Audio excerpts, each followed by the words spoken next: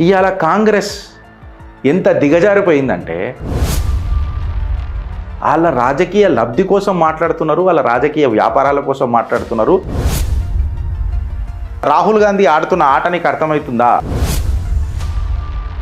సానుభూతి వచ్చేసింది ఆమెకు ఆ రోజు. ఇవాళ కాంగ్రెస్ పెత్తనం నడవనీయం. ఇవాళ కాంగ్రెస్ని నమ్మే పరిస్థితి ఉందా అని అడుగుతున్నా నేను. వీళ్ళకు ఒక ఐడియాలజీ ఉందా అని చెప్పి నేను ఇవాళ అడుగుతున్నా. ఈడనే మనం ఐక్యంగా ఉండాలి అని అంట. రేవంత్ రెడ్డి సర్కార్ని అడుగుతున్నా. మళ్ళీ లలిత్ గ్రూప్ ఆఫ్ హోటల్స్ ఎందుకు పైకి వచ్చినాయి అన్నాడు. రాహుల్ గాంధీ కంటే 100 రెట్లు ఎక్కువ నా అవకాశం చెప్తున్నా, ముందే చెప్తున్నా.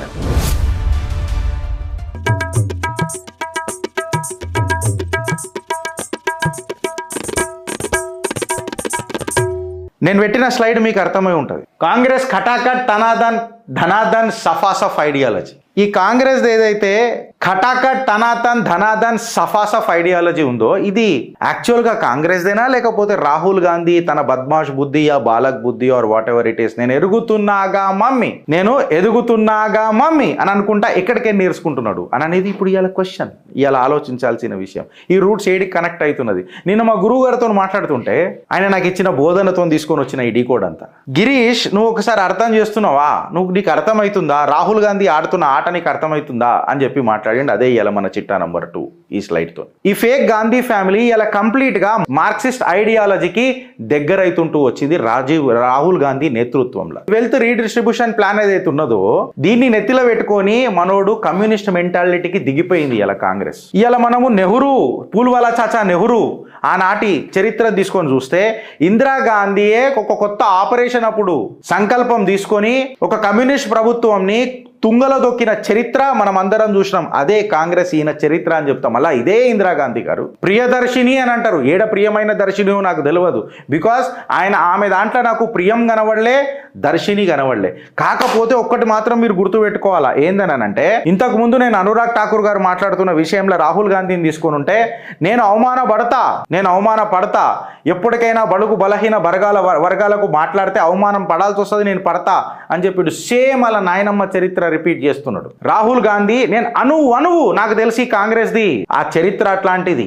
ఎన్సైక్లోపీడియా నేను చెప్తున్నా, చిత్రగుప్తుల కంప్లీట్ గా చెప్తున్నాను ఈ కాంగ్రెస్ ఈయన చరిత్ర. ఎమర్జెన్సీ పెట్టి మన హక్కులను ఉల్లంఘన చేసిన ఈ ప్రియదర్శిని మనకు ప్రియదర్శిని ఎట్లయితుంది అని అంటున్నా, ప్రియమైన దర్శిని ఏడికేనైతుంది అని అంటున్నా. ఇంద్రమ్మ రాజ్యంలా మొత్తం సర్వం కోల్పోయినాం కదా మనం అన్నాడు. ఇదే ఇంద్రమ్మను మొరార్జీ దేశాయ్ గారు అరెస్ట్ చేస్తే పాలమూరులో వచ్చి ముసలి కన్నీళ్లు బయటకు చూపించిన డోంగ్ నాటక్ ఎవరైనా చేసిండ్రు అని అంటే మన ఇందిరాగాంధీ గారు చేసిర్రు. పాలమూరులో నిలబడి నన్ను అరెస్ట్ చేసిర్రు అని ఇట్లా ఒక డైలాగ్ కొట్టంగానే సానుభూతి వచ్చేసింది ఆమెకు ఆ రోజు. ఆ సానుభూతి ఇవాళ రానీయం. ఇవాళ మీడియా గట్టిగా ఉన్నది. ఇవాళ కాంగ్రెస్ పెత్తనం నడవనీయం. ఇవాళ భారతీయ పెత్తనం నడవనిస్తాం. ఇవాళ దేహం ధనం కంటే దేశం ధర్మం అనేది ఇంపార్టెంట్ అని చూపుతాం. ఉంటే ఉంటాం, పీక్తే వీక్తాం, బట్ బతుకున్నన్ని రోజులు భారత్ మాతకి జై అని చెప్పి బతుకుతాం. ఇది కాంగ్రెస్ అర్థం చేసుకోవాలా. ఇది మా హెచ్చరిక కాషాయ కార్యకర్తలది, భారతీయులది. ఇవాళ కాంగ్రెస్ ని నమ్మే పరిస్థితి ఉందా అని అడుగుతున్నా నేను. ఇవాళ కాంగ్రెస్ ని నమ్మే పరిస్థితి ఉందా అని అడుగుతున్నా నేను. ఇందిరాగాంధీని పరిచయం చేసిన తర్వాత ఇదే ఇందిరాగాంధీ మళ్ళీ 1969లో కమ్యూనిస్టుల సపోర్ట్ తీసుకొని గవర్నమెంట్ ఫామ్ చేయడానికి ప్రయత్నం చేసింది. ఈ సోషలిస్ట్ నెహ్రూ ఈ టెంపుల్ ఆఫ్ మార్క్స్ ని మంచి డిజైన్ చేసిండు. కాంగ్రెస్ అనేది అన్ని సైడ్లకే దర్వాజాలు కుల్ల పెడుతుంది. వీళ్ళకి ఒక సోషలిస్ట్ మెంటాలిటీ ఉండదు, క్యాపిటలిస్ట్ మెంటాలిటీ ఉండదు. ఇక పూల్వాలా చాచా అయితే సోషలిస్ట్ ఉన్నా మిక్స్డ్ ఎకానమీని ప్రోత్సహిస్తానంటాడు. వీళ్ళకి ఒక ఐడియాలజీ ఉందా అని చెప్పి నేను ఇవాళ అడుగుతున్నా. కాంగ్రెస్ అసలు ఐడియాలజీ లేని ఒక పార్టీ, దానికి ఒక ఐడియాలజీ అనేదే లేదు. అది ఎప్పుడు కూడా ఐడియాలజీ డ్రివెన్ పార్టీ కాదు. అది కంప్లీట్ గా వాళ్ళకి ఏదైనా ఆక్సిజన్ దొరుకుతుంది అని అంటే, వాళ్ళకి ఏదన్నా ఒక ఆశ చిగురిస్తుంది అని అంటే అది పైసా చూస్తేనే, అధికారం చూస్తేనే చిగురిస్తుంది తప్ప ఒక ఫ్యాక్ట్, ఒక ఐడియాలజీ అనేది ఈ పార్టీకి ఎన్నడన్నా మీరు చూసిండ్రా? ఇలా ఫిలాసఫీ సోషల్గా ఉంటుంది, బట్ ఎకనామికలీ రైట్ ఉంటారు, రైట్ ఉండడానికి ప్రయత్నం చేస్తారు. ఇలా లొల్లంతా ఏడ షురువు అవుతుంది తెలుసా? ఇవాళ పార్లమెంట్లో మనం మాట్లాడు ఏదైతే రాహుల్ గాంధీని చూస్తున్నామో, ఇవాళ భారతీయ జనతా పార్టీ సే around 30 to 37% of vote consolidate చేసుకొని ఇవాళ భారత్ లా సర్కార్ ఫామ్ చేసింది. వీళ్ళు ఏం చేస్తున్నారంటే ఈ 30% ని ఎట్లా చేయాలి, ఎందుకంటే ఆల్రెడీ 60% లో ఒక 30 to 40% మనకు ఉంటుంది. ముస్లింలు మనకు గంపగుత్తగా ఓటేస్తారు. ఇవాళ మనం కేవలం ఓబీసీ అని తీసుకొచ్చి, ఎస్సీ ఎస్టీ అని ఒకటి తీసుకొచ్చి, హిందుత్వ అని తీసుకొచ్చి గిరీష్ ఆధారాలు ఏంది? ఉత్తరప్రదేశ్లో అదే అయింది కదా. బ్రాహ్మణులు కూడా అఖిలేష్ యాదవ్కి ఓట్ చేసిరు కదా, ఓబీసీలు అఖిలేష్ యాదవ్కి ఓట్ చేసిరు కదా. అగో మా రిజర్వేషన్లు పోతాయేమో అన్న భ్రమతో అఖిలేష్ యాదవ్కి కూడా సమాజ్వాదీ పార్టీకి బహుజన్ సమాజ్వాదీ పార్టీ కార్యకర్తలు ఒకటేరు కదా. సో హిందూ ఆలోచనని సనాతన ఆలోచనని చీల్చుకుంటూ వస్తే అది ఓట్ల రూపంలో వీళ్ళకు పోలరైజేషన్ అన్న ఆశ తప్ప వీళ్ళకి ఇంకేం లేదు. ఇగో ఈడనే మనం ఐక్యంగా ఉండాలని అంట, ఈడనే మనం ఐక్యంగా ఉండాలని అంట. మనం ఎంత కోల్పోయినామో ఆలోచించుర్రి. కాలాంతకం అయ్యే కంటే ముందే అప్రమత్తంగా అండ్రి అని చెప్తా. ఇవాళ సోషో ఎకనామిక్ ఒక క్లాస్ తీసుకొచ్చి అందులో క్యాస్ట్ అండ్ రిలీజన్ అని చెప్పి మధ్యలో పెట్టి ఈ పీకుడు మొగోళ్ళు ఎన్నడూ వాళ్ళు ప్రభుత్వంలో ఉన్నప్పుడు మాత్రం చేసింది ఏం లేదు. మళ్ళీ ఇలా తెలంగాణలో ఏం కట్టలు కట్టిరని అడుగుతున్నా. రేవంత్ రెడ్డి సర్కార్ని అడుగుతున్నా, తెలంగాణలో ఏం కట్టలు కట్టిరని అడుగుతున్నా. ఎందుకు కులగన చేయలేదని అడుగుతున్నా. డిలే ఎందుకు అయిందని చెప్పి ప్రశ్నిస్తున్నా. అమీర్ వర్సెస్ గరీబ్ అని చెప్పి తీసుకొని వస్తే ఒక క్లాసిక్ బ్యాటిల్ తీసుకొని వస్తారు వీళ్ళు.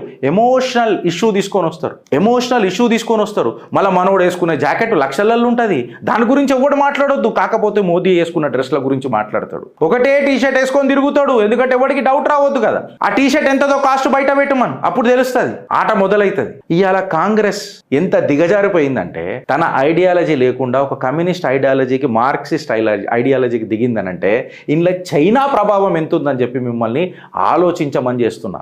వెల్త్ డిస్ట్రిబ్యూషన్ అనే ఆలోచన ఇలా ఏడికేనొచ్చింది అని చెప్పి చెప్తున్నా. ఇలా నరేటివ్ని సంపాలమనమని చెప్తున్నా.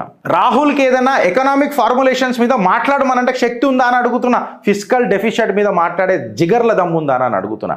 ఎంతసేపు క్యాస్ట్, ఓబీసీ, ఎస్సీ, ఎస్టీ, కులవర్గ ఇదే మాట్లాడుతున్నాడు. వెనకడికి కాన్స్టిట్యూషన్ కత్రేమి ఇదే మాట్లాడతాడు. ఒక అబిలిటీ ప్యాకేజ్ ఉందా అని అడుగుతున్నా. కంట్రీ ఎకనామిక్ రిఫార్మ్స్ మీద మాట్లాడే తత్వం ఉందా అంటున్నా. ఇలా కాంగ్రెస్ది డబుల్ ఫేస్డ్ నేచర్ చూస్తుంటాం మనం. ఏందనంటే అపోజిషన్లు ఉన్నప్పుడేమో సోషలిస్ట్ లెక్క బిహేవ్ చేస్తుంది, అదే పవర్లకు వచ్చినప్పుడు క్యాపిటలిస్ట్ లెక్క బిహేవ్ చేస్తుంది. మళ్ళీ లలిత్ గ్రూప్ ఆఫ్ హోటల్స్ ఎందుకు పైకి వచ్చినాయి అన్నాడు, బ్రదర్ ఇన్ లా ఎందుకు సంపాదించిండు అన్నాడు. అవిటి మీద ప్రశ్నలు వేయొద్దు మనం. రాజీవ్ గాంధీ ఫౌండేషన్ కి చైనా నుంచి పైసలు ఎందుకు వచ్చినాయో అడగొద్దు మనం. అది అడిగితే పాపం. ఎందుకంటే మొత్తం పుణ్యం భూమి మీద ఎవరికన్నా ఉంటుంది, కేవలం సోనియా గాంధీ గారికి, రాహుల్ గాంధీ గారికే ఉండాలా, ఈ గాంధీ కుటుంబంకే ఉండాలా. మిగతా మనం వాళ్ళందరం బంచను బతుకులం. క్వీన్ బీ ఏమనొద్దు, క్వీన్ బీని ఏమనొద్దు. తేనె మొత్తం వాళ్ళే తింటారు, మనకి ఇట్లా సుక్కలు పడితే ఇవి నాకాలకి అంతే. ఈ తత్వం మీకు అర్థమవుతుందా అని చెప్పి మిమ్మల్ని నేను అప్రమత్తం చేస్తున్నా. ఇవాళ రాహుల్ గాంధీ మిడిల్ క్లాస్కి చాలా సూపర్ అనిపిస్తాడొచ్చు, నేను కాదని అంటలేను. కాకపోతే ఈ మిడిల్ క్లాస్లల్లా శశి తరూర్ కూడా ఉంటాడు అన్నది ఒకటి కాంగ్రెస్ యాద్ చేసుకోవాలా. సచిన్ పైలట్ ఉంటాడని కూడా యాద్ చేసుకోవాలా. శశి తరూర్కి ఏం చేసింది ఇలా కాంగ్రెస్ అని నేను అడుగుతున్నా, సచిన్ పైలట్కి ఏం చేసిందని అడుగుతున్నా. వీళ్ళని వాడుకునుడు తప్ప ఇంకేం చేసిందని అడుగుతున్నా. తెలివివంతులు వద్దు, శశి తరూర్కి ఏం తక్కువనది ఇవ్వాలని అడుగుతున్నా. నాకు తెలిసి ఇప్పుడు నేను ఇంత మాట్లాడిందంటే శశి తరూర్ మీద పాపం వెయిట్ కూడా పడుతుందొచ్చు, షోకాస్ నోటీస్ కూడా వస్తుందొచ్చు. సచిన్ పైలట్ మీద కూడా అట్లనే అవుతుంది. తీసుకొని వచ్చి గెలాట్ని ముఖ్యమంత్రిని చేసిర్రు, సచిన్ పైలట్ని చేయలే. తెలివద్దు వీళ్ళకు. సింధియా గారికి కూడా అదే చేసిర్రు వీళ్ళు. మీకు అర్థమవుతుందా అని అడుగుతున్నా. అరే ఈ దేశానికి ఆర్థిక నిపుణుడు, ఆర్థిక శాస్త్రవేత్త అని మాట్లాడతారు పివి నరసింహారావుని. ఆయన భౌతిక శరీరాన్ని పార్టీ ఆఫీసులకు తీసుకురాలేని హీన చరిత్ర ఇల్లది కాంగ్రెస్ హీన చరిత్ర. వీళ్ళు ఓబీసీలకు న్యాయం చేస్తారా? సొంత కాంగ్రెస్ నాయకులకు చేయండి, సొంత కాంగ్రెస్ కార్యకర్తలకు చేయండి. రాహుల్ గాంధీని ఒక్క మాట మాట్లాడితే అరే గులాం నబీ ఆజాద్ గారిని ఏం చేసిరు వీళ్ళు చెప్పురు, సీతారాం కేసరి గారిని ఏం చేసిరు చెప్పురు. నేను అడుగుతున్నా అలా చెప్పురు. ఇదే సీతారాం కేసరి సోనియా గాంధీని పట్టుకొని వచ్చిండు కదా వెనకటికి. మళ్ళీ ఆయనకి ఏం మిగిలిచ్చిండ్రు? నరసింహారావు గారికి ఏం మిగిలిచ్చిండ్రు? మన్మోహన్ సింగ్ గారిని చేసేసారు కదా వెనకటికి. వీళ్ళు ఓబీసీలకు నిలబడతారని మీరు అనుకుంటున్నారా? వాళ్ళ రాజకీయ లబ్ధి కోసం మాట్లాడుతున్నారు, వాళ్ళ రాజకీయ వ్యాపారాల కోసం మాట్లాడుతున్నారు, వాళ్ళ బాధ్యత గురించి మాట్లాడుతున్నారు. ఏడ చెల్లెలు అలుగుతుందేమో అని. మన ఇంట్లో పెళ్ళిళ్ళు అయితే అలగనికే పోతాం ఒకసారి, ఈడ రోజు పోతారు ఇల్లు అలగనికే. బాబాని మెప్పియాల్సి వస్తుంది, లేకపోతే బావా పన్నీరు అని అంటారు ఇల్లు. ఇగో ఇది చరిత్ర భారతదేశంలో. ఇది అవుతున్నది ఈడ. నేను ఇలా రాహుల్ గాంధీ కాంగ్రెస్ పార్టీని అడుగుతున్నా, అసలు రాహుల్ గాంధీ వేసే ప్రతి అడుగు షూర్ షాట్ ఉంటుందా? నా ఫస్ట్ ప్రశ్న. అసలు రాహుల్ గాంధీకి social or economic right wing or to that matter reforms గురించి మనకు తెలుసా? ఈ 40% ఆఫ్ ది పాపులేషన్ ఏదైతే ఉన్నదో వీళ్ళని గుంజుకొని వచ్చి నేను అధికారంలోకి వచ్చేసేదో సంకీర్ణ ప్రభుత్వం తీసుకొని వచ్చి సంవత్సరానికి ఒక ప్రధానమంత్రిని నేను పరిచయం చేస్తానన్నా కాంగ్రెస్ ఈయన చరిత్రకు మీరు జయకారాలు కొడతారా? అసలు ఇసుంటోడు ప్రధానమంత్రి అవుతాడా? అసలు ఈయనకు లక్షణాలు ఉన్నాయా? లక్షలు ఇచ్చినా లక్షణాలు వస్తాయా? ఉదార్ బుద్ధి ఉత్సాహం ఉంటుందా అని చెప్పి ప్రశ్నిస్తున్నా. వీళ్ళు ఎట్లా మాట్లాడుతున్నారంటే 1947 ఆజాదీ నై బర్ కిస్కి ఆజాదీ భాయ్. రాహుల్ గాంధీ మాట్లాడుతున్నప్పుడు మాట్లాడతారు కదా 1947 ఆజాదీ, మళ్ళీ ఏ ఆజాదీ? ఆర్టికల్ 370 ఆజాదీ, కాశ్మీర్ ఆజాదీయా? ఇవాళ హేరామ్ అనే పుస్తకంలో మహాత్మా గాంధీ గారి ఆలోచనల మీద కూడా ప్రశ్నలు లేవడుతున్నారు ఇవాళ రేపు పోరలు. వీళ్ళకి అర్థమైంది వీళ్ళ చరిత్ర, కాంగ్రెస్ చరిత్ర వీళ్ళకి అర్థమైతూ వస్తున్నది ఫ్రెండ్స్. పుస్తకాలలో ప్రశ్నలు వస్తున్నాయి, ఆనాడు ఇట్లా ఎందుకు డెసిషన్ తీసుకున్నారు నా దేశానికేనని. వీళ్ళ దగ్గర ఇప్పుడు అవి లేవు, వీళ్ళ మొత్తం డంక కదులుతున్నది వీళ్ళది. కాంగ్రెస్ ఈయన చరిత్ర నాసుంటోడు కూడా పరిచయం చేసుడు షురూ చేసిండు. నేను ఎంత నా అవకాశం ఎంత కానీ రాహుల్ గాంధీ కంటే 100 రెట్లు ఎక్కువ నా అవకాశం చెప్తున్నా, ముందే చెప్తున్నా. నేను 100 రెట్లు కాదు, లక్షల రెట్లు ఎక్కువ గిరీష్ ధరమోని అని అవకాశం. నేను గర్వంగా చెప్పుకుంటా. మా అయ్య నన్ను బాధ్యతగా పెంచిండు, మా అమ్మ నాకు బరువేందో నేర్పించింది, భరత మాత మీద ప్రేమ నా గురువులు నేర్పించిండ్రు. నేనంతా చరిత్రహీనుడు లెక్క ఉట్టలే, చరిత్రహీనుడు లెక్క విరగలే. నా గురువుల పైన నాకు గర్వం ఉన్నది, నా తల్లిదండ్రుల పైన నాకు గర్వం ఉన్నది. భారతీయుడన్న గర్జన ఉన్నది. ఇది ఉన్నదా? అలా అడుగుతున్నాను. ఈ మాట నేను ఎందుకు అడుగుతున్నానంటే నేను ఆధారాలతోనే మాట్లాడతా. నేను విదేశాలలో పోయి నా స్వదేశాన్ని దూషించలే. నా దేశంలో ఇట్లా అయిపోతున్నది, ఇట్లా ఇంటాలరెన్స్ అవుతున్నది, వాళ్ళు పిచిడి వర్గాలలో వాళ్ళకి ఇట్లా చేస్తున్నారు, వాళ్ళకి అట్లా చేస్తున్నారు అని చెప్పి నేను మాట్లాడలే. నేను మాట్లాడినప్పుడల్లా నా భారత్ గర్వం గురించి మాట్లాడినా, నేను మాట్లాడినప్పుడల్లా నా భారతీయ గొప్పతనం గురించి మాట్లాడినా, సోనీకి చిడి నా భారత్ అని చెప్పి మాట్లాడినా, విశ్వగురు నా భారత్ అని మాట్లాడిన, భూగోళ శాస్త్రం అని చెప్పి ఆనాడే మాట్లాడింది నేను మాట్లాడినా. Matter is made up of atom and molecule అని అన్నప్పుడు అణు అండ్ పరిమాణ అని చెప్పి నా శాస్త్రాలు చెప్పినది నేను మాట్లాడిన. నా శాస్త్రాలే అంత వీక్ ఉంటే ఆ సిగ్గు తప్పిన ఫాల్తు వాడు ఖిల్జీ గాడు నా నలంద యూనివర్సిటీని ఎందుకు గాలబెడతాడు? మిమ్మల్ని ఎప్పుడైనా ఈ ప్రశ్న వేసుకోరి, మీకే అర్థమవుతుంది భారత్ చరిత్ర ఎందుకు. రాహుల్ గాంధీ నేర్పే చరిత్ర కాదు, చెప్పినా కదా.